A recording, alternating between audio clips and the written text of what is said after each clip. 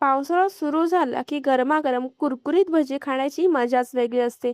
त्यातही चण्याच्या डाळीचे भजी बाहेरून कुरकुरीत, आतून मऊ आणि चवीला इतकी अप्रतिम लागतात की एकदा खायला सुरुवात केली की थांबावंसंच वाटत नाही.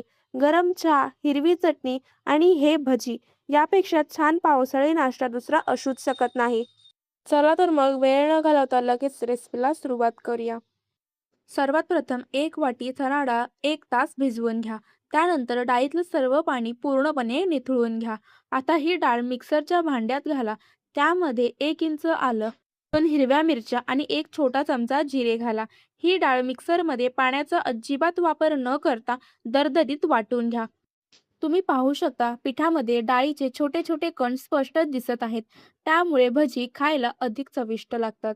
जर तुम्हाला भजीमध्ये आणखी डाळ जाणवावी असे वाटत असेल तर 2 टेबलस्पून भिजवलेली डाळ बाजूला काढून ठेवा आणि वाटलेले चणा डाळीमध्ये नंतर मिक्स करा.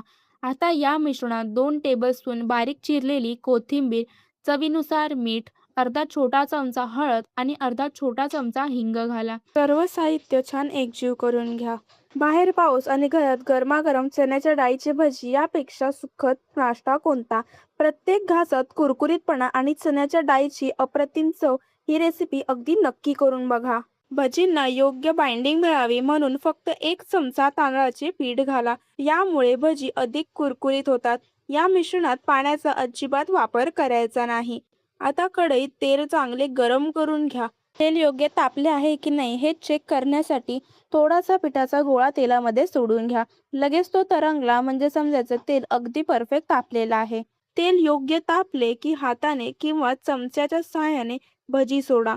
भजी मध्यम आचेवर तळा. खूप मंद आचेवर तळल्यास ती जास्त तेल शोषून घेतात आणि कुरकुरीत होत नाहीत. एका बाजूने सोनेरी रंग आला की भजी अलगद पलटून दुसऱ्या बाजूनेही तळून घ्या. भजींना सुंदर सोनेरी रंग आला की ती बाहेर काढा. लक्षात ठेवा, भजी जास्त गडद रंगावर तळू नका, अन्यथा ती कडक होतात. आता भजींमधलं व्यवस्थित तेल निथळून घ्या आणि ते एका टिश्यू पेपरवरती काढून घ्या. भजी सोनेरी रंगावरती तळून घेतले. रंग बघूनच तुम्हाला कळत असेल किती कुरकुरीत आपले भजी तयार झालेत. अशाच पद्धतीने सर्व भजी आपल्याला तळून घ्यायचे.